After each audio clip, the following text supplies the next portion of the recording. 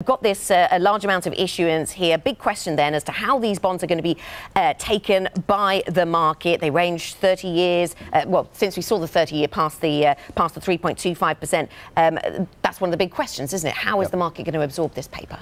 Yeah, I mean, now that we're in a new range, we're in uncharted territory to an extent. These are ranges that have held for many years. The 30-year range has been in place since 2014. So this is new for bond investors. And I think what the market's slowly coming around to is two main things. One, the ownership of the fixed income market is shifting away from being in public sector hands, where we've been heavily influenced by the buying of central banks. So we know now that the Fed are winding down their balance sheet. They're selling about 40 billion worth of their balance sheet per month. The ECB are tapering towards the end of the year, and the Bank of Japan are trying to tweak their policy to remove some of their stimulus. And FX reserve managers are also not buying either. So China's FX reserve growth isn't increasing anymore. So the public sector buying isn't really there anymore. So now it's reliant on private sector buying. So pension funds, asset managers in the US. And what we've seen so far is they want high yields to take down these bonds.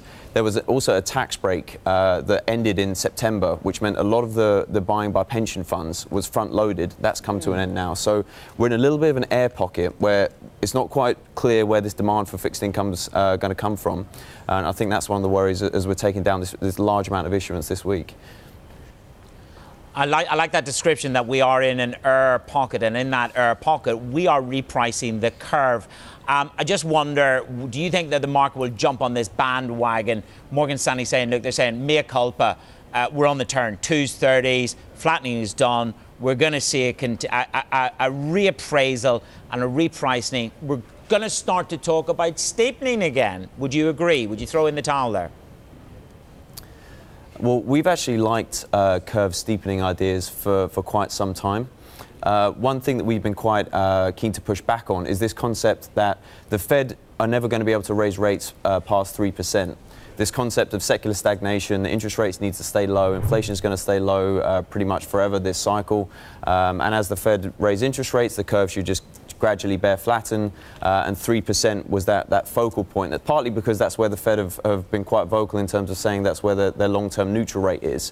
But now with the unemployment rate at multi-year lows, with ISM readings printing in the 60s, the market's starting to reevaluate where's the Fed going to need to get to this cycle to actually slow down the economy at all.